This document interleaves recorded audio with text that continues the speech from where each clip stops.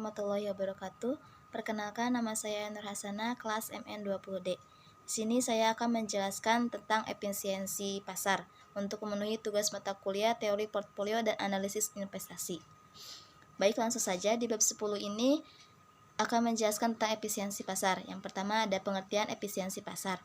Pengertian efisiensi pasar atau market efisiency biasanya dikaitkan dengan pasar modal.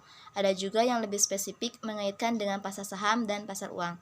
Sedangkan di pasar modal yang diperjualbelikan tidak hanya saham, melainkan lebih banyak lagi, karena mencakup seluruh efek atau sekuritas.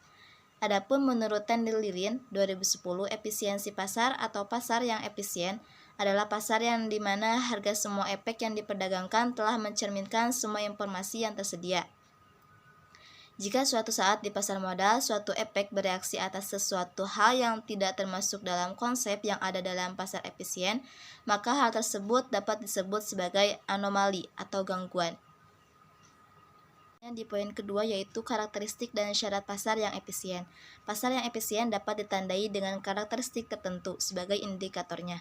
Jika karakteristik tersebut dapat dipenuhi, maka dapat dikatakan bahwa pasar tersebut efisien atau efisiensi pasar terpenuhi.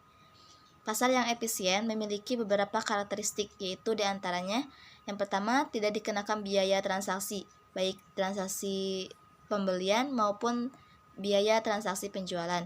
Dan yang selanjutnya tidak dikenakan pajak. Lalu poin berikutnya merupakan pasar persaingan sempurna di mana terdapat banyak pembeli dan penjual.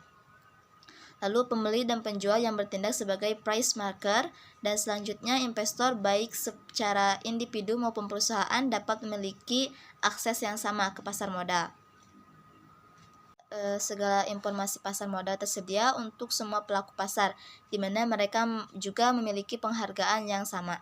Dan yang terakhir, tidak ada biaya yang berkaitan dengan financial distress. Sedangkan syarat agar pasar modal efisien secara informasional, yaitu yang pertama, informasi selanjutnya, segala informasi pasar modal tersedia untuk semua pelaku pasar, di mana mereka juga memiliki pengharapan yang sama. Dan yang terakhir, tidak ada biaya yang berkaitan dengan financial distress. Sedangkan syarat agar pasar modal efisien secara informasional yaitu yang pertama, informasi harus dapat diperoleh tanpa biaya dan tersedia bagi semua pelaku pasar modal pada saat yang sama. Yang kedua, pelaku pasar modal secara individu tidak dapat dan tidak mampu mempengaruhi harga saham. Dan yang ketiga, semua pelaku pasar modal bertindak secara rasional. Para pelaku pasar modal mempunyai tujuan yang sama, yaitu untuk memaksimalkan harapan yang akan dicapai. Paling tidak, proses pelaku pasar modal ingin memaksimalkan keuntungan yang diharapkan.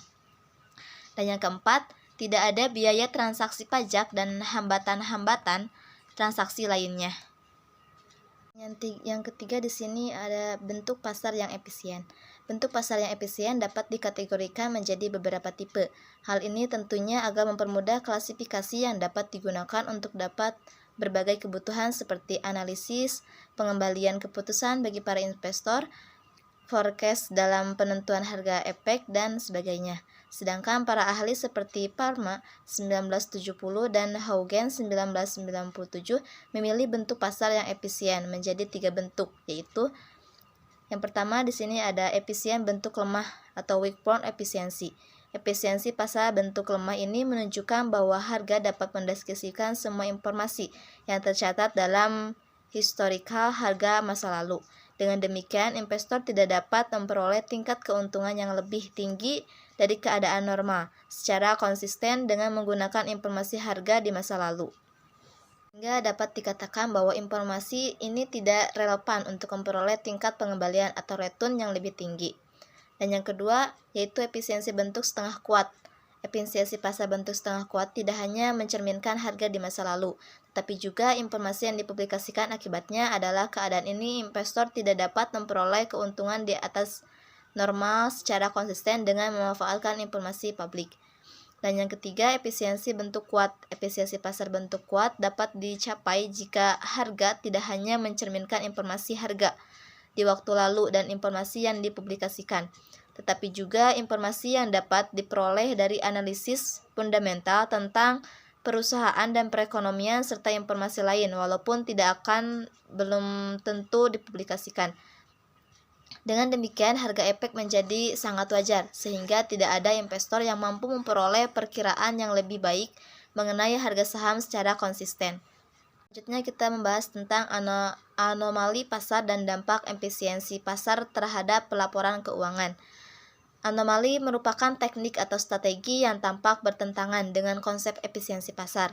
Peristiwa anomali ini membuat pasar bergerak dengan terstruktur pada beberapa waktu tertentu, sehingga tidak lagi acak dan dapat diprediksi pola pergerakan returnnya oleh investor yang dapat digunakan sebagai acuan dalam menentukan abnormal return.